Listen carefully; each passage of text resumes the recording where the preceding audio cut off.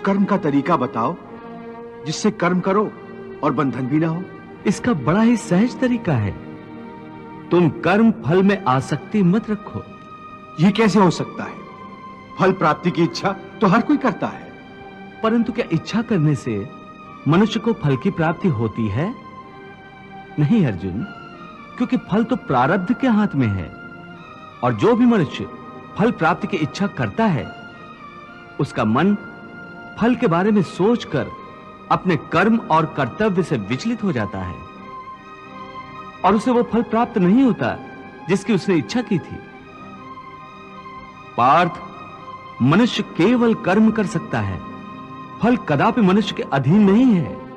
केशव, यदि फल की प्राप्ति मनुष्य या उसके कर्म के अधीन नहीं है तो कर्म ही क्यों कर? हे केशव, तुम्हारे कहे अनुसार यदि फल प्रारब्ध ने अपनी मर्जी से देना है तो फिर प्राणी को कर्म करने की आवश्यकता ही क्या है? कर्म करने की आवश्यकता क्या है, यह जानने से पहले यह तो जान लो कि प्रारब्ध क्या है, प्रारब्ध कैसे बनती है। हे केशव, प्रारब्ध क्या है उसे जानने में क्या मुश्किल है? यह तो सीधी सी बात है कि जो भगवान की इच्छा है वही मनुष्य का प्रारब्ध होती है। नहीं अर्जुन, नहीं, यह धारणा सत्य नहीं है। क्यों सत्य नहीं है? क्योंकि मैं किसी के प्रारब्ध नहीं बनाता, ना मैं किसी प्राणी के कर्म अथवा कर्म फल के हिसाब में दखल देता हूं। इसलिए प्राणी की प्रारब्ध बनाने में मेरा कोई हाथ नहीं होता। फिर कौन बनाता है प्राणियों का प्रारब्ध? प्राणियों के अपने कर्म। अर्थात ये कि प्राणी जैसे कर्म करेगा उसका वैसा ही फल पाएगा। अच्छे कर्म करेगा तो अच्छा फल मिलेगा और बुरे कर्म करेगा तो बुरा फल पाएगा। यही जो प्राणी के अच्छे बुरे कर्मों के अच्छे बुरे फल का हिसाब है, इसी को प्रारब्ध कहते हैं। अपने पुण्य कर्मों के फलस्वरूप सुख और अपने पाप कर्मों के फलस्वरूप दुख प्राणी इसी जन्म में या अपने अगले जन्म में भोगना ही पड़ता है, वो टल नहीं सकता। इसलिए अकर्मण्य हुए बिना निरंतर अपने धर्म के अनुसार कर्म करते जाओ और मन में यह पक्का विश्वास रखो कि जिस नियत के साथ तुम कर्म करोगे उसी नियत के अनुसार तुम्हें फल अवश्य मिलेगा। कर्म का यह अटल विधान है, इसमें कभी किसी के साथ अन्याय नहीं हो सकता। हे अर्जुन, प्राणी का कोई भी कर्म नष्ट नहीं होता, मनुष्य को अपने हर कर्म का फल अवश्य मिलता है। इस तरह प्राणी के कर्मों के अनुसार उन कर्मों का फल हर मनुष्य के प्रारब्ध में लिख दिया जाता है। इसी कारण हर जन्म में मनुष्य अपने ही कर्मों के बंधनों में बंध जाता है। इसी कर्म के बंधन में बंध जाने के कारण मनुष्य आवागमन अर्थात जन्म जन्मांतर के चक्रव्यूह में फंसा रहता है और उसे मोक्ष प्राप्त नहीं हो पाता। कर्म के बंधन से आवागमन या जन्म जन्मांतर का क्या संबंध है? मनुष्य अपने एक जन्म में जो कर्म करता है उन कर्मों के फल के रूप में पाप और पुण्य दोनों ही होते हैं। कभी पाप अधिक होते हैं तो कभी पुण्य। दोनों का दुख सुख भोगते हुए मनुष्य अपने नए जीवन में जो कर्म करता है उनका हिसाब पाप पुण्य के खाते में नए सिरे से लिख दिया जाता है।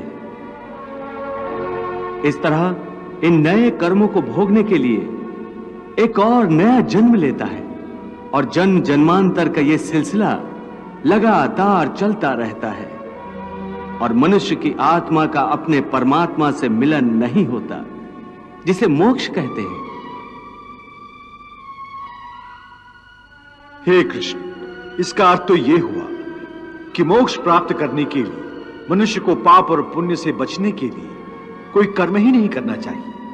सारे कर्मों का त्याग करके सन्यासी बन जाना चाहिए। कोई भी मनुष्य अकर्मण्य नहीं हो सकता, कर्म तो उसे हर स्थिति में करना पड़ता है। परंतु सन्यासी तो कर्म का त्याग तो करते ही हैं। हे पार्थ, सन्यासी भी कर्मों का त्याग नहीं करते, ना ही कर सकते हैं। मैंने पहले ही कहा था कि सन्यासी भी कर्म करते हैं। खाना पीना, उठना बैठना, तपस्या करना, साधना करना, ये सब भी तो कर्म ही है। कर्म से कोई कैसे मुक्त हो सकता है? हे केशव, जब कर्म से मनुष्य मुक्त नहीं हो सकता तो वो कर्म कैसे करे कि उसे पाप और पुण्य से मुक्ति मिले? हे पार्थ, इसका तरीका यह है कि मनुष्य फल की इच्छा त्याग कर कर्म को अपना धर्म समझकर करे। फल उसे अवश्य मिलेगा, परंतु इस फल का वो विधान की इच्छा समझकर स्वीकार करे। ज्ञानी पुरुष इसी योग को अपनाकर कर्म योगी बन जाते हैं। कितना महान सत्य प्रभु ने सहज ही कह दिया। वो कैसे भगवान? देवी, समस्त भय, चिंता, कलेश के मूल में आसक्ति होती है। कर्म योग फल की आसक्ति का त्याग करने को कहता है, अर्थात निष्काम होकर कर्म करने को कहता है। इससे मनुष्य को क्या लाभ होता है भगवान? लाभ यही है देवी कि कर्म योग चित्त को शुद्ध और भयमुक्त कर देता है। देवी, भयमुक्त होकर ही मनुष्य जीवन को आनंदमय बिता सकता है।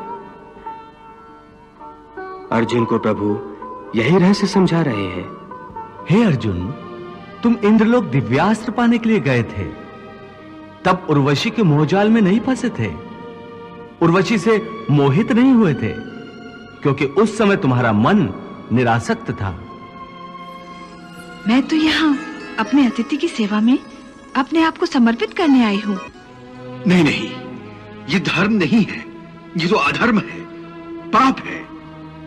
हे अप्सरा, मेरे लिए हर वो स्त्री जो मेरे विवाह बंधन में नहीं बंधी आदरणीय है, देवी और माता समान है। तो क्या पृथ्वी लोक का यही धर्म है कि पुरुष एक कामातुर स्त्री की प्रेम याचना को निर्दयता से ठुकरा दे? परंतु देवी, आपका मेरा रिश्ता एक स्त्री पुरुष का नहीं है, बल्कि धर्म और इंद्रलोक के नियमानुसार भी आप मेरी माता हैं। उर्वशी के कारण तुम विचलित नहीं हुए थे, परंतु आज कैसे विचलित हो गए हो? उस समय तुम अपना धर्म नहीं भूले थे, परंतु इस समय तुम अपना धर्म भूल रहे हो।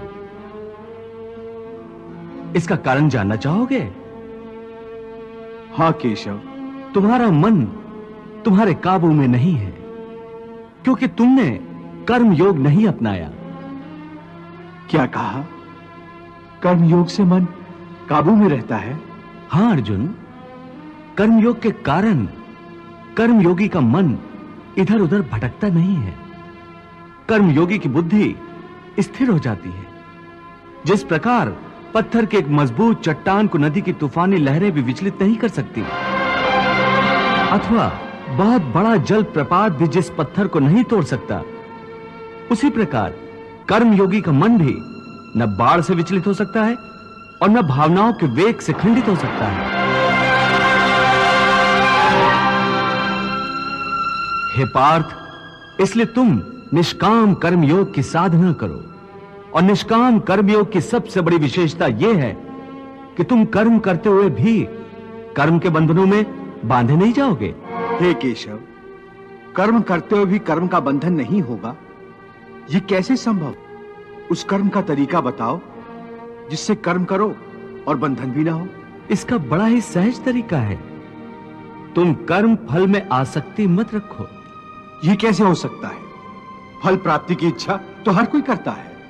परंतु क्या इच्छा करने से मनुष्य को फल की प्राप्ति होती है?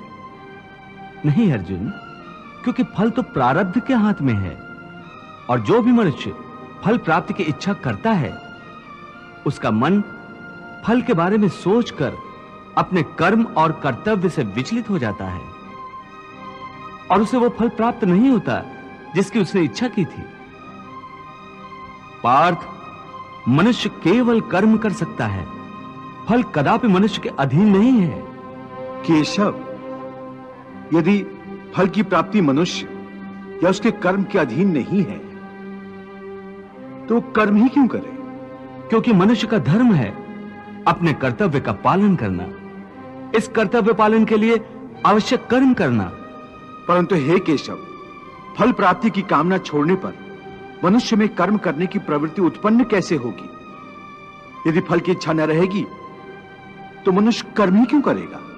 हे अर्जुन, जो साधारण मनुष्य फल की इच्छा से ही कर्म में प्रवृत्त होते हैं, वो सुख दुख आदि के चक्र में फंस जाते हैं।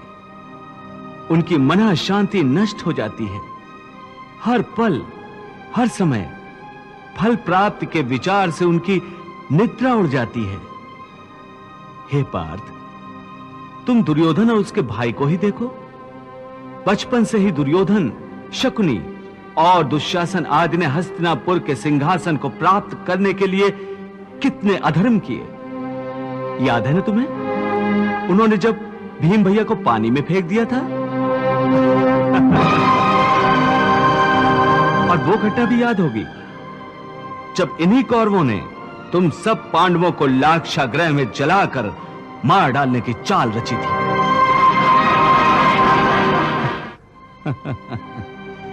कैसी लाजवाब चाल थी उनकी। उस आग से तुम लोगों का जीवित बचकर निकलना असंभव था। कितना योजनाबद्ध कर्म था, परंतु इस कर्म का फल उन्हें मिला नहीं, क्योंकि प्रारब्ध की योजना और थी।